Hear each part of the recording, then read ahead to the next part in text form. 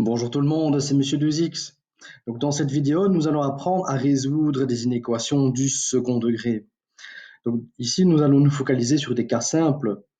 Les cas plus compliqués feront l'objet d'une vidéo ultérieure. Alors naturellement, on va tout d'abord se rappeler ce qu'on entend par une inéquation. Alors une inéquation, c'est quoi? Alors reparlons tout d'abord d'une équation.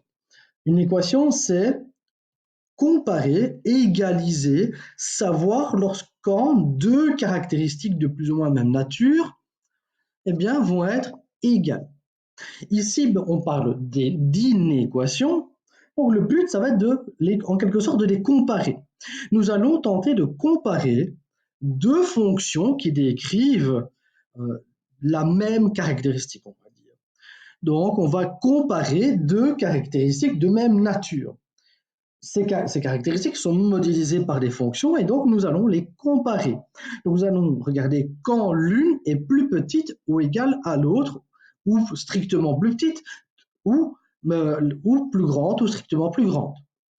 Alors dans quel contexte pourrions-nous comparer, avoir besoin de comparaison? Alors par exemple en médecine, on pourrait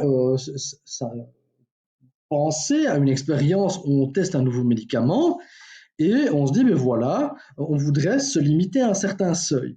Et on aimerait bien voir éventuellement comment évolue un certain composant dans le corps humain, par exemple, mais selon un certain seuil. On veut le comparer par rapport à un seuil. Donc on va le comparer à ce seuil, à une certaine valeur. Autre exemple, on pourrait s'imaginer un parc d'attractions qui désire analyser l'affluence de visiteurs durant l'année. Et ils vont pas commencer à regarder chaque mois le nombre de personnes. Globalement, ce qu'ils vont faire, c'est ils vont avoir un graphique. Ils ont un graphique avec l'évolution du nombre de visiteurs. Et naturellement, plus il y a de monde, plus ils doivent engager des gens ou des étudiants pour venir travailler durant l'été ou les périodes un peu chargées, un peu compliquées. Euh, et donc, je dis, ben voilà, on suppose que ce parc d'attractions, si on dépasse les 35 000 visiteurs par jour, eh bien, d'office, eh bien, le parc d'attractions va engager du personnel temporairement. Alors, qu'est-ce que le directeur du parc d'attractions va faire? Il va se dire, OK, voilà, j'ai un graphique qui modélise l'affluence de visiteurs. Et il va se dire, voilà, il va tirer un trait à 35 000 visiteurs, un trait vertical, horizontal, comme ceci. Il va se dire, voilà, je regarde où est-ce que ce graphique, le graphique dépasse le seuil des 35 000 visiteurs. Et il se dit, voilà, sur cette tranche, sur cette période-là, eh bien, je vais engager du monde. Je vais engager sur cette période-là ou sur les différentes périodes, parce que ce n'est pas forcément limité à une seule période. Il peut y avoir plusieurs périodes sur lesquelles on observe la même chose. Eh bien, il va se dire, voilà, sur cette tranche, il va tirer un trait horizontal à 35 000, il va se dire, voilà, sur la période délimitée, voilà, délimité par le graphique et notre axe horizontal à 35 000 visiteurs, eh bien, sur cette période-là, je vais engager du monde. Alors, dans le cas des inéquations, eh bien, graphiquement, c'est plus ou moins ce qu'on va faire. Excusez-moi, c'est plus ou moins ce qu'on va faire. On va, on va effectuer ce genre d'analyse graphiquement. Alors, on va commencer par les cas vraiment très simples, les cas vraiment de base, et on va se poser la question, mais voilà, comment résoudre cette inéquation de manière graphique? Donc, tout comme les équations, il y a moyen de résoudre une inéquation de manière graphique et de manière algébrique. Alors, pour résoudre graphiquement cette inéquation, eh bien, quelle fonction va-t-on devoir tracer? Eh bien, c'est cette fonction ici. On va devoir tracer la fonction, eh bien, x carré moins 5x plus 4. Eh bien, traçons-la. Nous avons appris à la tracer. Alors, pour ces exercices-ci, vous pourrez utiliser Desmos ou GeoGebra. OK? Mais on a appris comment tracer ce genre de fonction, donc théoriquement, vous êtes capable de le faire à la main. Et voici notre graphique. Alors, qu'est-ce qu'on observe? Et quelle est la question qu'on se pose? Quelle est l'inéquation à résoudre? nous, on désire résoudre une équation plus grand ou égal à 0.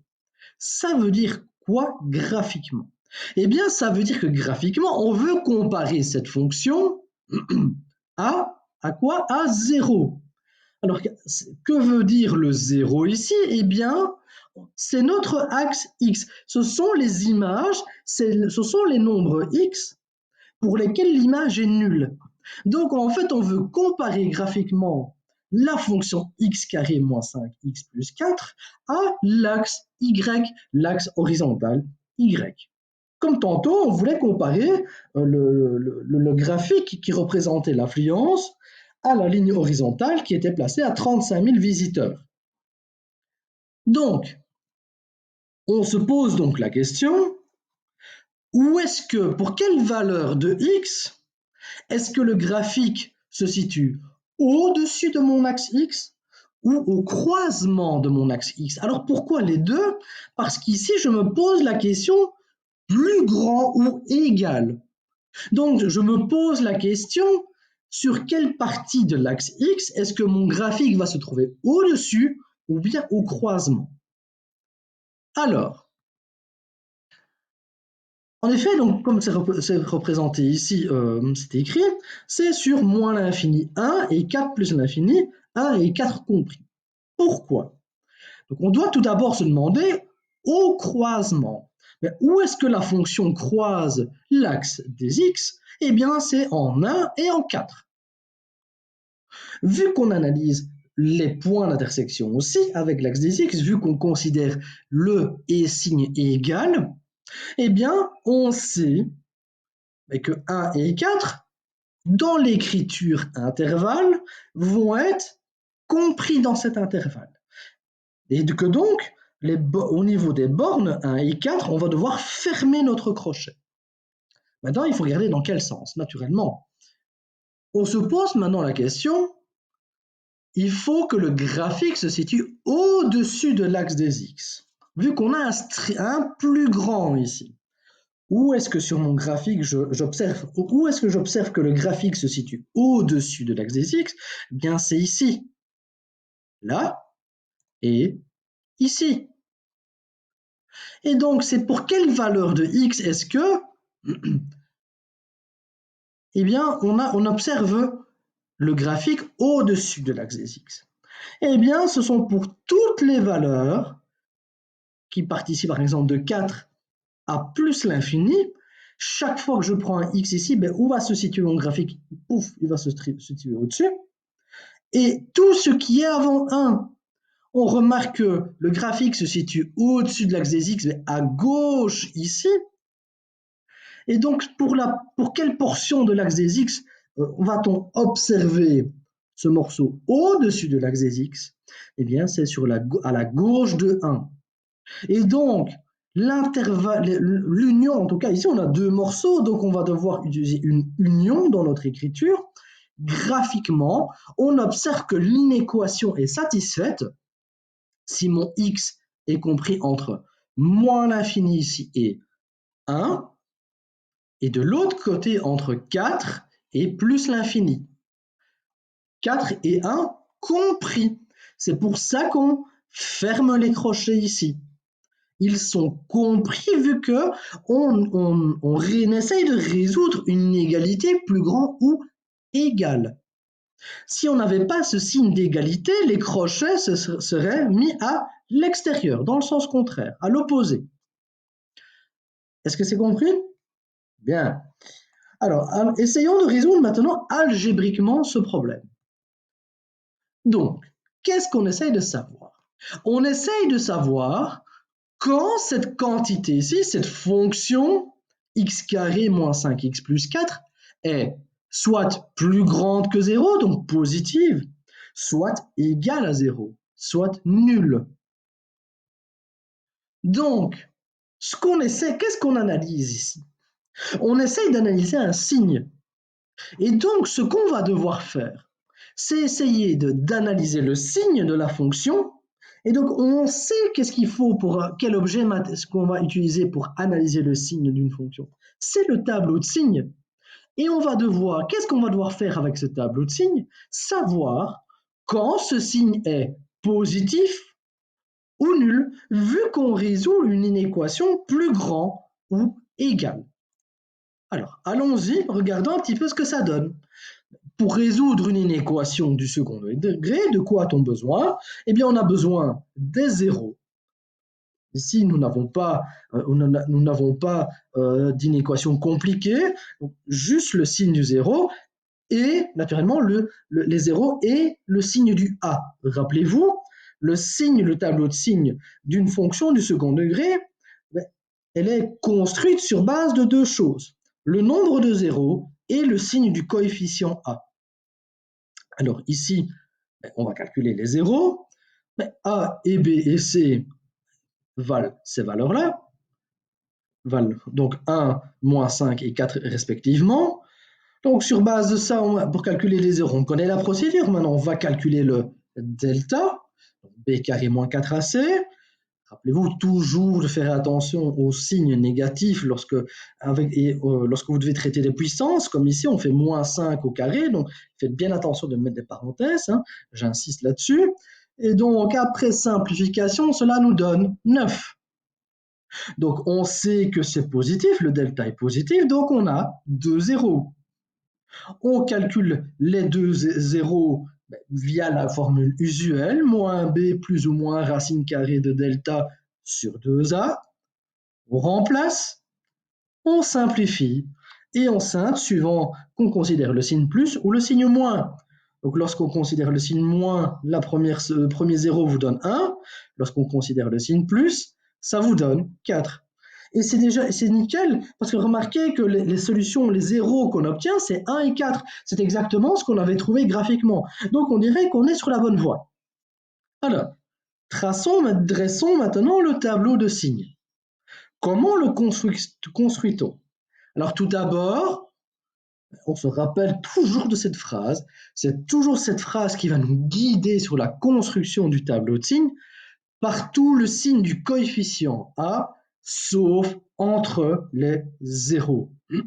Donc ici, que sont les zéros? Que sont les x?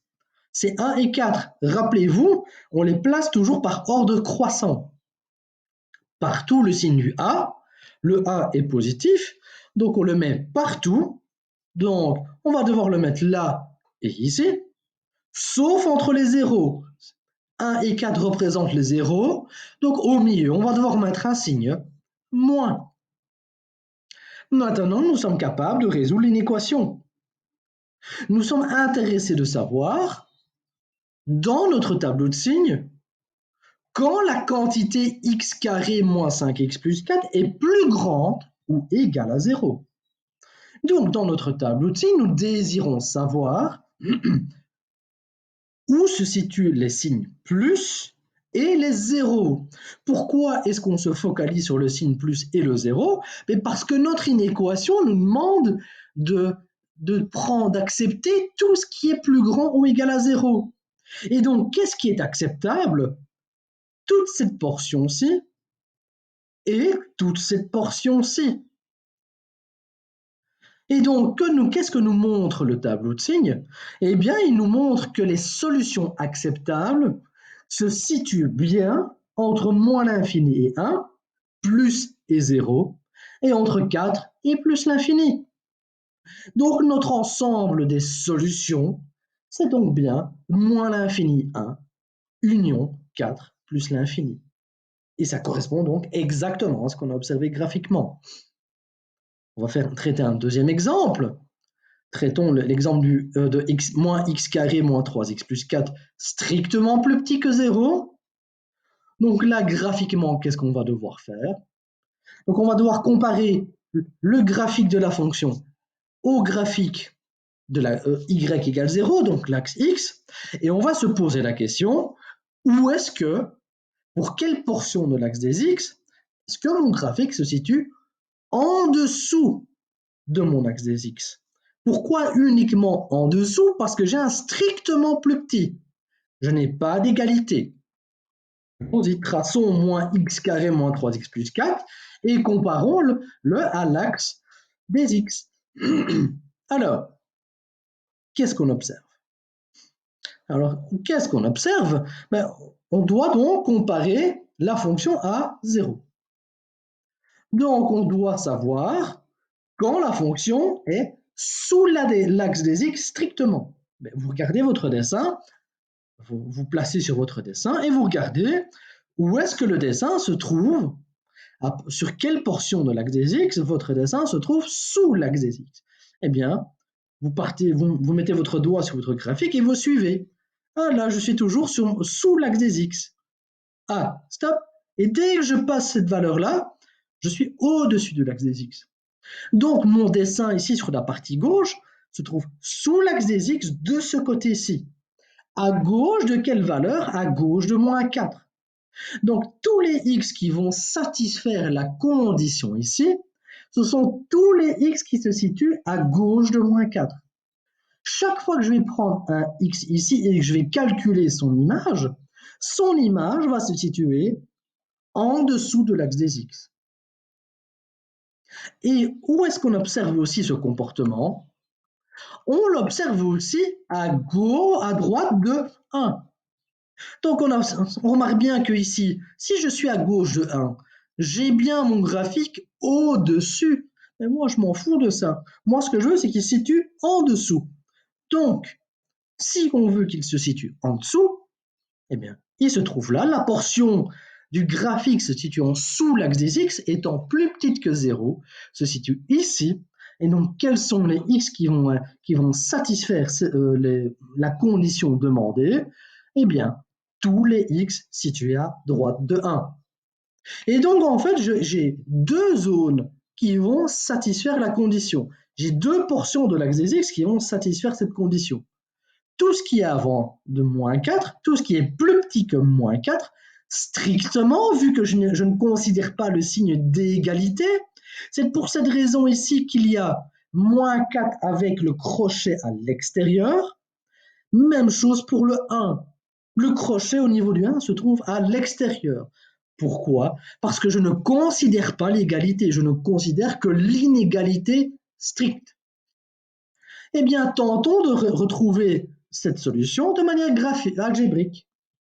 Donc, nous, ce qu'on désire savoir, c'est quand cette quantité est strictement plus petite que 0, eh bien, qu'est-ce qu'on va devoir faire? Comme dans le cas précédent, on va devoir analyser le signe de la fonction moins x carré moins 3x plus 4. Et donc, que va-t-on devoir faire? Faire le tableau de signes de cette fonction. Et on va devoir choisir dans ce tableau de signes uniquement les signes moins. Vu que je traite une inéquation stricte, strictement plus petit que 0. Eh bien, de nouveau, calculons les zéros et dressons le tableau de signes. Allons-y. Donc, on a les valeurs de A, B et C. On calcule le delta via la formule usuelle. On remplace, on simplifie. On remarque que c'est positif. Donc, on a deux zéros. On utilise la formule. On remplace, on simplifie et on scinde. Et quelles sont les solutions trouvées? Eh bien, on trouve 1 et moins 4. Génial. Ça correspond exactement à ce qu'on a trouvé graphiquement. Dressons maintenant le tableau de signes. Comment le construit-on? Par tout le signe du coefficient A, sauf entre les zéros. Que sont les zéros? Moins 4 et 1. Faites bien attention d'écrire les zéros dans l'ordre croissant, sinon votre tableau est faux. Donc, partout le signe du x carré, du coefficient A, c'est un signe moins. Donc, je sais que je vais écrire un signe moins à gauche de moins 4 et à droite de 1. En moins 4 et 1, en 1, je vais écrire 0. Et entre les deux, entre moins 4 et 1, je vais écrire un signe plus. Et donc, quels sont les signes acceptés ici pour notre inéquation? C'est un strictement plus petit, donc seuls les signes moins sont acceptés. Donc seule cette partie ici est acceptée, seule cette partie ici est acceptée. Donc qu'est-ce que je peux accepter uniquement? Tout ce qui se situe avant moins 4, tout ce qui se situe avant moins 4, j'ai un signe moins, je ne peux pas prendre le 0, je dois prendre tout ce qui est avant moins 4, et tout ce qui est après 1. Et donc, notre solution, c'est bien moins l'infini moins 4 et 1 plus l'infini. Alors, passons à deux exemples d'inéquations légèrement plus compliquées. On ne va plus comparer une fonction à 0, mais on va regarder ce qui se passe lorsqu'on le compare à un autre nombre. Allons-y. Comparons tout d'abord la fonction donc x carré plus 4 plus 2 à 4. Et remarquons qu'ici, on traite l'inégalité plus petit ou égal. Alors, on ne compare pas la fonction à 0. On ne va pas comparer la fonction à x carré plus x plus 4 à 0. X carré plus x plus 2 à 0. Donc, ce n'est pas par rapport à 0. Je n'ai pas un 0 ici. Si c'était 0, ce serait par rapport à l'axe x. Mais je le compare à 4. Donc, qu'est-ce qu'on va rajouter sur notre graphique? Eh bien, comme pour mon exemple, on va tracer une droite horizontale à y qui a pour équation y égale 4. Pourquoi y égale 4? Parce que je compare la fonction à 4. Si c'était moins 1, ce serait une droite horizontale à moins 1. Si c'était 159, ce serait une droite horizontale à 159. OK? Et là, ce qu'on va faire, c'est on va appliquer la même méthodologie que tantôt, que pour les deux exemples précédents, sauf qu'on ne va pas comparer la fonction à l'axe x, mais on va regarder quand la condition plus petit ou égal est satisfaite, mais par rapport à l'axe rouge, l'axe y égale 4. Donc la question que je me pose ici, c'est sur quelle portion de l'axe des x est-ce que ma fonction x carré plus x plus 2 en vert, ici, se situe sous l'axe rouge qui a pour équation y égale 4. Donc, sur quelle portion ici est-ce que je me situe, donc sur quelle portion de l'axe des x est-ce que je me situe, la fonction en vert se situe sous l'axe rouge? On remarque que c'est sur ce morceau-ci qu'elle se situe sous l'axe rouge. Si je regarde bien, à gauche ici, à gauche de ce point, la fonction verte se situe au-dessus, et à droite ici de ce point, je me situe au-dessus aussi. Pour toutes les valeurs comprises dans cette zone-là, donc entre moins 2 et 1, mais je remarque que la courbe verte, celle dont je suis intéressé, elle est bien plus petite ou égale à 4. Donc les x qui vont satisfaire la condition demandée ici vont se situer entre moins 2 et 1.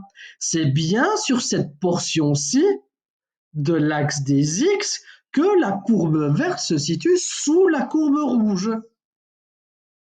Le même principe que tantôt, sauf que l'axe est situé un petit peu plus haut, un petit peu plus bas que l'axe des x. C'est tout. Eh bien, essayons de retrouver ce résultat algébriquement.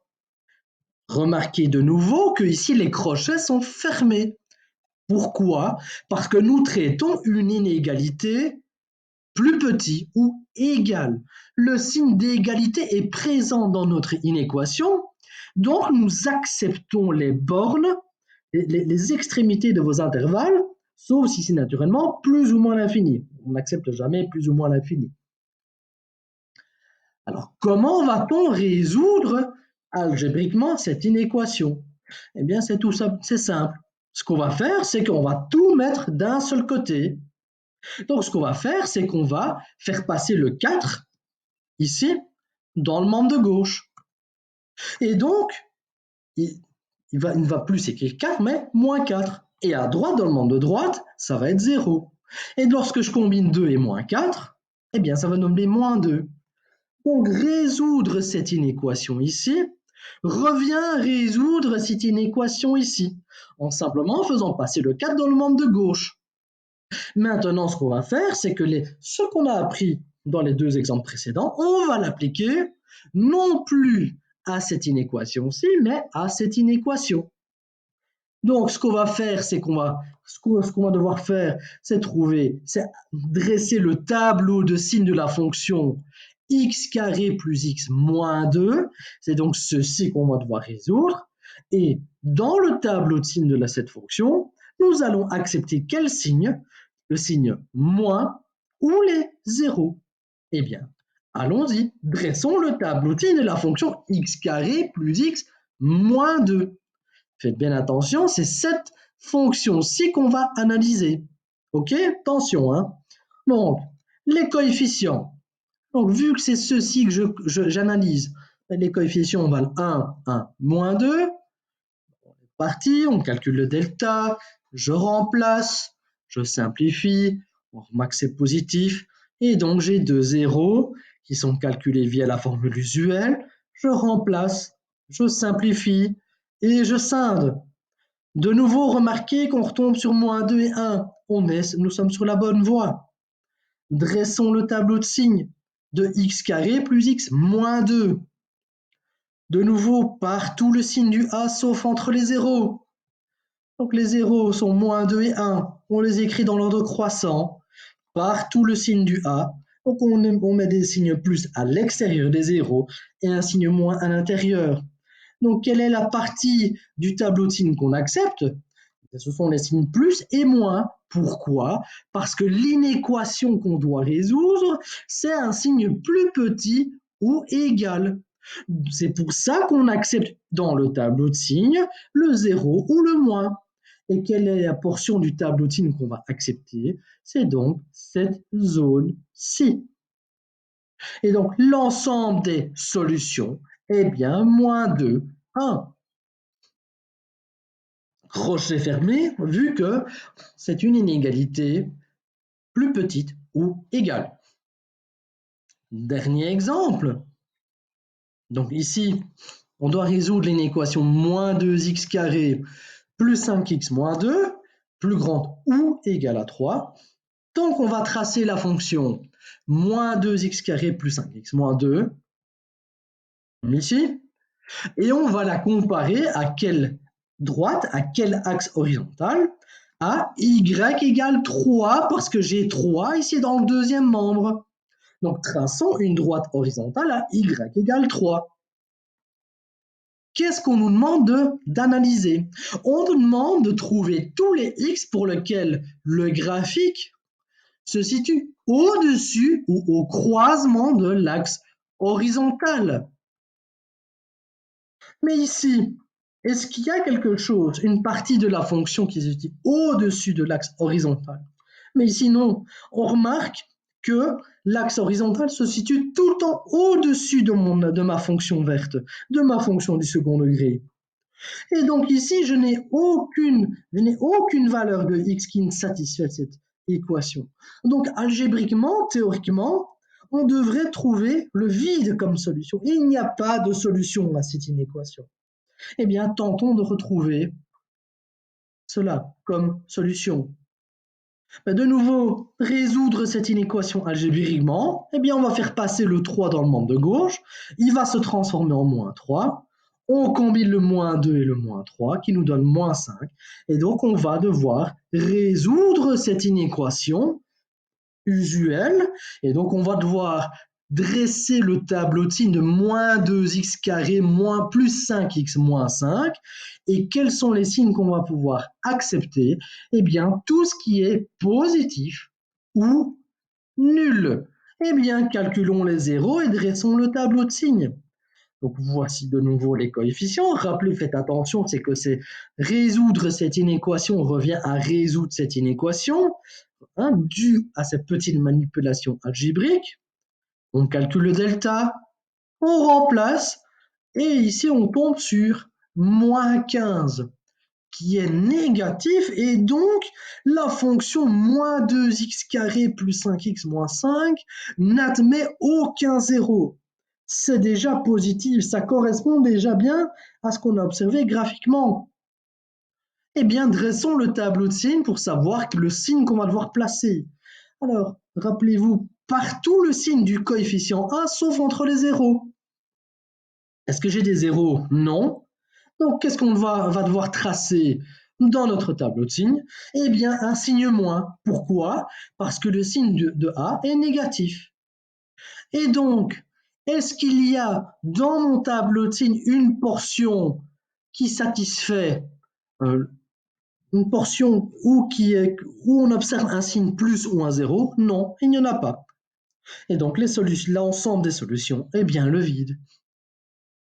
Donc, de nouveau, rappelez-vous, c'est le signe de ceci qu'on dresse, pas le signe de l'inégalité. Nous avons effectué quelques manipulations algébriques pour atteindre une inéquation qu'on sait résoudre. Donc voici quelques exercices. Donc si vous avez des questions, n'hésitez pas à me contacter. Si vous avez aimé, likez, n'hésitez pas à mettre des commentaires, abonnez-vous à la chaîne et je vous dis à très bientôt. Au revoir.